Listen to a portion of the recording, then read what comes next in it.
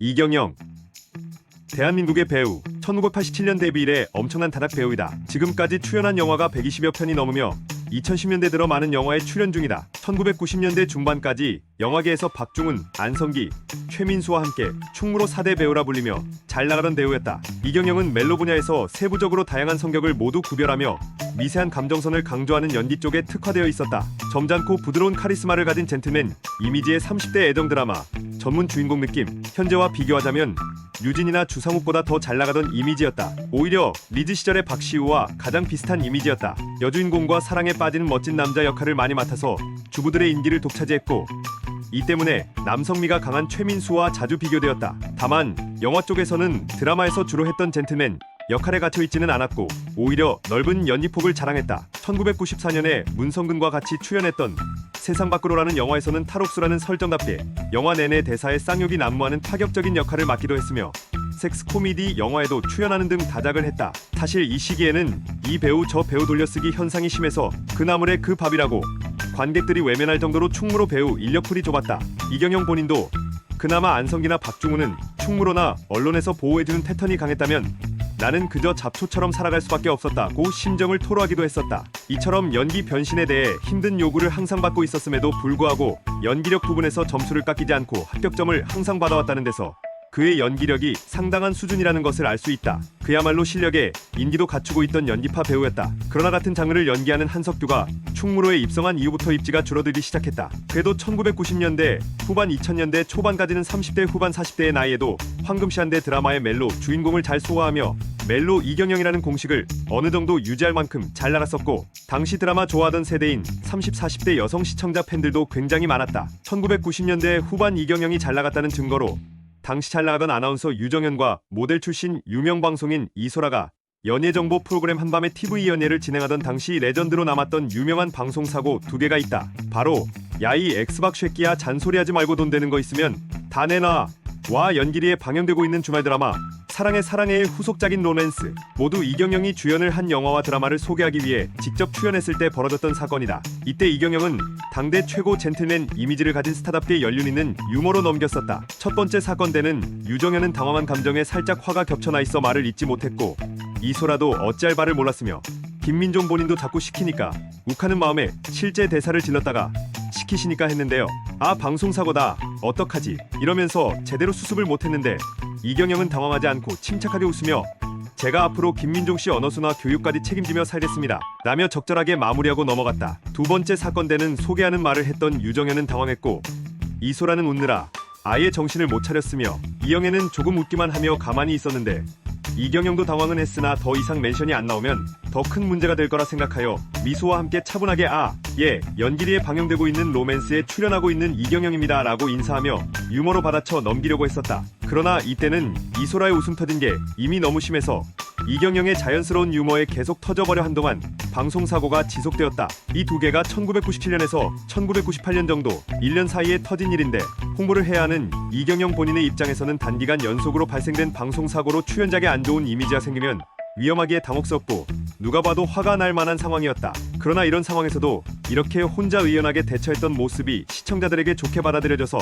역시 젠틀맨 이경영이라는 식으로 평판이 더 좋아졌었다. 거기에 2001년에 이효원과 같이 출연한 드라마 푸른 안개에서 나이 차이가 많이 나는 아가씨와 플라토닉 러브를 나누는 유부남 역을 맡아 화제가 되어 어느 정도 재기에 성공했으며 영화 몽중인으로 감독에도 도전하면서 활동의 폭을 넓혀가는 듯 싶었으나 이후의 사건으로 잠시 추락하게 된다. 2002년에 원조교제 혐의로 기소되어 형사재판을 받았다. 재판 결과 미성년자 애량과 세 차례 성관계를 가진 것이 드러났으며 첫 번째 성관계는 미성년자라는 사실을 몰랐던 상태에서 이루어졌으므로 원조교제 혐의 무죄, 두 번째와 세 번째는 미성년자라는 사실을 알고서 관계를 가졌으므로 원조교제 혐의 유죄라는 판결이 내려졌다. 이에 따라 징역 10개월, 집행유예 2년, 사회봉사 160시간을 선고받았다. 한편 형사재판이 종결된 후 애량과 그 부모는 이경영을 상대로 정신적 손해에 대해 배상하라는 민사소송을 제기했고 2004년 5월 애량 측이 승소했다. 언론에 공개된 민사재판 판결문을 보면 이경영은 단순 원조교제가 아니라 배우를 지망하는 여학생에게 배우를 시켜주겠다고 꾀어 성관계를 가진 것으로 나타나 있다. 어떻게 보면 원조교제보다 한층 더 파렴치한 성착취에 가까운 것. 요즘 세상이었으면 갑질 논란까지 추가로 얽혀들었을지도 모른다. 그런데 시간이 한참 흐른 뒤 이경영은 여러 인터뷰에서 이 사건에 대한 진론을 받으면 유죄 판결 받았던 부분은 숨기고 단순히 무죄 판결만을 받은 듯이 언론 플레이하는 식으로 말한 바 있다. 그 때문에 적잖은 기사에는 잘못된 정보가 실려 있는 상황이다. 1990년대 초반의 얼굴에 비하면 살도 그렇지만 머리가 하얗게 센 것이 특징이다. 오랜 자숙 기간을 거쳐 2011년 이후 영화 등장이 늘었다. 미성년자 성매매로 출연 금지당했으나 영화로 재기한 선배 송영창의 전철을 고스란히 밟고 있는 셈. 주로 주인공의 든든한 조력자 혹은 카리스마 있는 악역을 맡아 이경영을 모르는 신세대들에게도 깊은 인상을 주고 있다. 부러진 화살에서 악역으로 판사역을 맡았고 2012년엔 같은 감독의 남영동 1985에서 이근한을 모티브로 한 고문경찰 이도환을 연기했다. 같은 시즌에 함께 개봉한 26년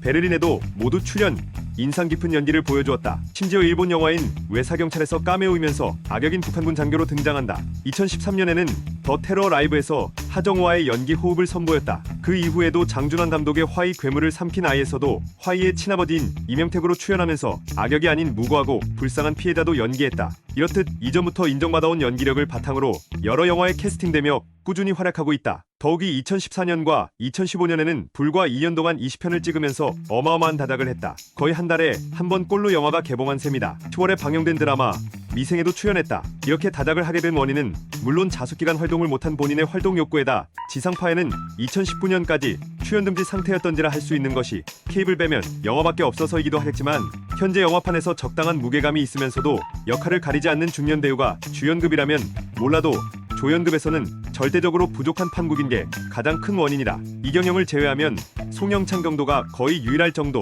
따라서 수요는 넘치지만 제작자들이 필요로 하는 조건을 모두 갖춘 배우가 이경영과 송영창뿐이니 이 두 배우는 좋든 싫든 다작을 할 수밖에 없다. 다만 감정 표현력과 별개로 대사 전달력은 지적받는다. 중저음의 쩌렁쩌렁한 발성은 좋은 편이지만 딕션 즉 발음이 분명하게 들리지 않는 경우가 허다하여 이경영이 대사 치는 부분만큼은 자막을 넣어야 한다는 우스갯소리가 있을 정도. 베를린에서는 어색한 북한 사투리 연기까지 겹쳐서 뭐라고 대사를 하는 건지 못 알아듣는 관객들이 속추했고 군함도에서도 후반부 흥분하는 장면에서 대사 전달력이 떨어진다. 동명의 웹툰을 원작으로 한 시트콤 마음의 소리에서 조석의 아버지 조철왕 역에 캐스팅되었다는 기사가 나왔으나 KBS, EBS, MBC 출연 정지 처분 문제 때문인지 김병옥으로 변경되었다. 그 외에도 이경영의 마지막 지상파 드라마 출연작인 KBS ETV 푸른 안개에서 연출자, 조연출자로 만났던 표민수, 진영욱, 곽정원 PD의 연출자 캐스팅 물망에 한때 거론되었으나 결국 좌절됐다. 2016년 12월 2016 스타의 밤 대한민국 톱스타상에서 이경영이 나무조연상을 수상했다.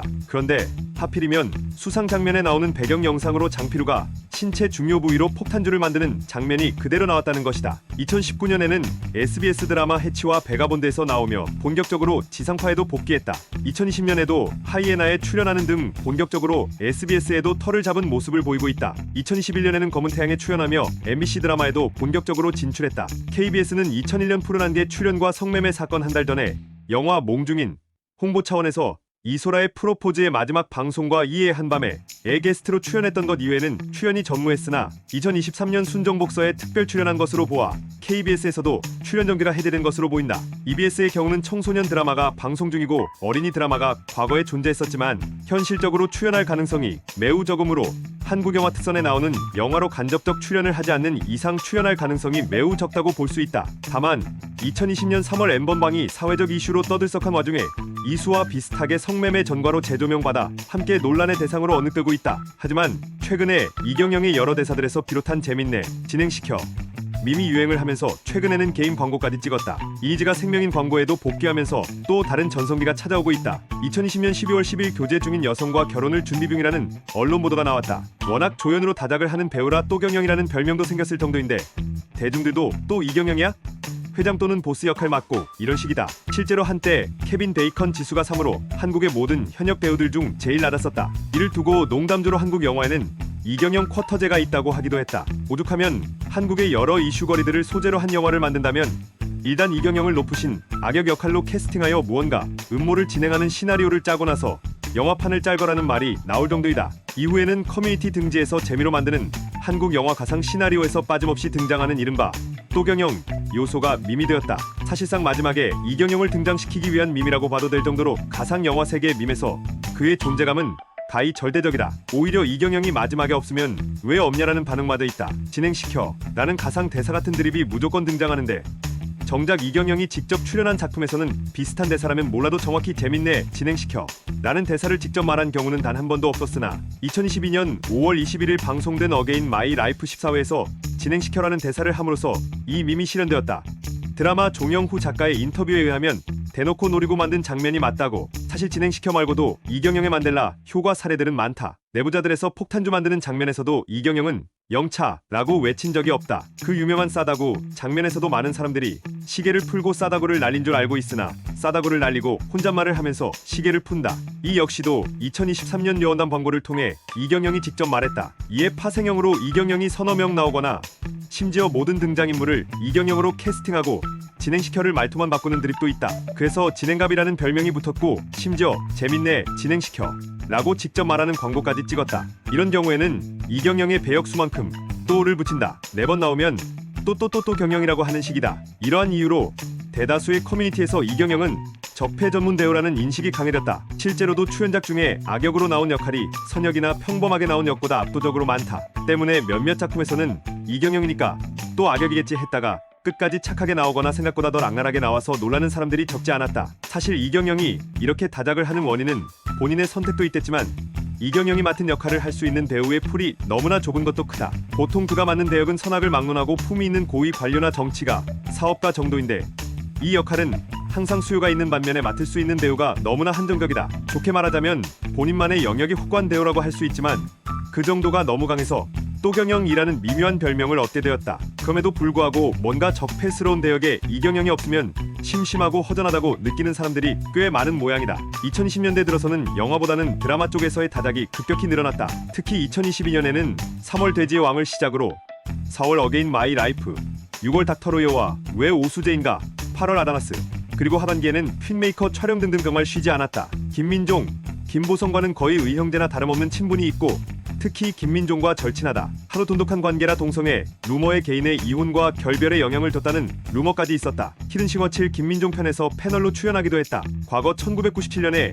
임세미와 결혼했으나 성격 차이로 인해 이듬해에 이혼했다. 임세미와의 사이에서는 슬아의 아들이 하나 있다. 영화 내부자들에서 조덕재를 향해 찰지게 싸다구를 날리는 장면이 유명하다. 그의 성대모사를 하는 사람들이 많다. 배우 권혁수가 그의 흉내내곤 한다. 사실 목소리는 거의 안 비슷하지만 대사를 친 후에 입을 꽉 다무는 특징을 제대로 살려서 성대모사를 한다. 코미디언 곽범의 경우 이경영 성대모사로 인기를 끈 바 있다. 목소리만 따지면 권혁수보다 낫다. 조충현이나 황재성 역시 이경영 성대모사를 굉장히 잘한다. 아예 22년부터 권혁수, 황재성, 곽범이 모여서 백발의 이경영 성대모사를 하는 경영자들이라는 유튜브를 찍는 지경에 이르렀다. 그리고 아예 본인이 5번째 에피소드에 직접 등판하여 정신없이 본인을 따라하는 세 사람에게 닥쳐 이 병신 새끼들아 를 직접 시전하였다. 드라마 아들아 너는 아느냐에서는 이빨 빠진 부정을 보여줬는데 아들이 뇌사자 장기 기증하고 죄를 뿌릴 때 자식을 앞세워서 보낸 사람이 멀쩡해서야 되겠냐며 흔들리던 앞니를 빼서 줄 정도로 열연했다. 신동엽의 유튜브 채널 짠한형의 게스트로 나와서 영화 내부자들의 성접대 씬 뒤시하기를 했는데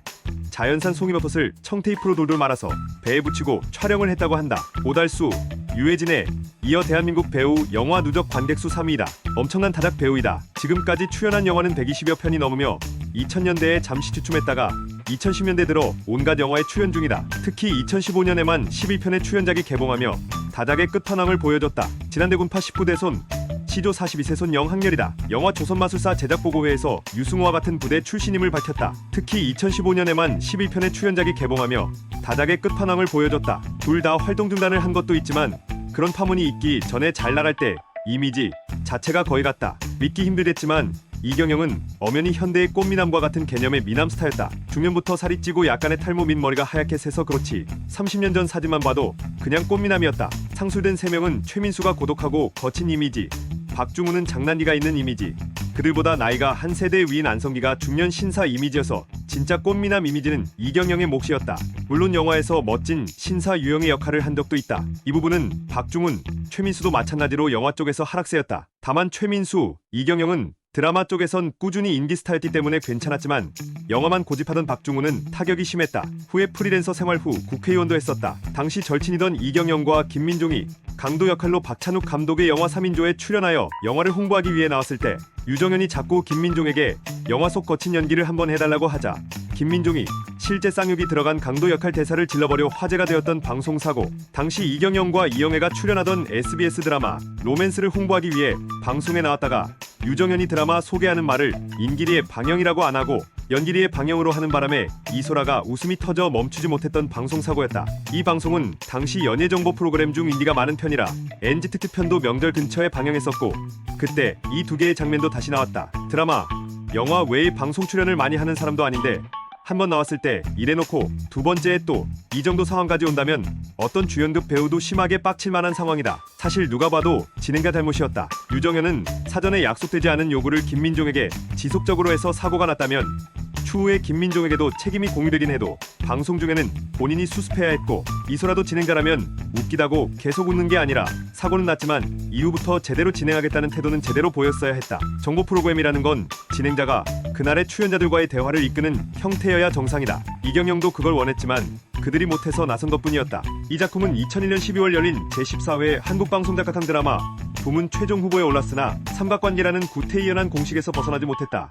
한 번 드라마 작가상 집필자 이금림 작가가 SBS 은시리로 12회를 받은 사람은 다시 받을 수 없다는 규정에 걸려 탈락했고 결국 제14회 한국방송작가상 드라마 부문 수상작은 KBS 1TV 대하사극 태조 왕건으로 낙찰되었다. 참고로 이 작품에서 철원성주 역으로 나온 송영창은 이경영이 그랬던 것처럼 사회적 물의를 일으켜서 KBS, EBS 출연정지 연예인 명단에 올랐으며 이경영이 출연한 드라마인 푸른 안개 은시리는 이경영 신상 문제 탓인지 모든 지상파 방송사에서 방송되지 않는다. 사실 2000년대 중반에도 여기저기 스크린에 기웃거리기도 했다. MBC 돌아온 일지매에서 강신일이 맡은 역이 본래 김민종과 친분이 있던 이경영이 맡기로 했으나 윗선에서 잘렸다고 한다. 또한 두사부일체 시리즈 3편인 상사부일체에서 과거 같은 왕년의 스타였던 손창민과 베품없는 깡패스님으로 나왔다. MBC는 2014년, KBS는 2023년에 출연 정지라 풀렸다. 송영창 역시 이경영처럼 미성년자 성매매 사건이라는 성추문으로 인해 연예계 생활을 접었다가 중후한 악역 연기로 재기에 성공한 케이스라는 면에서도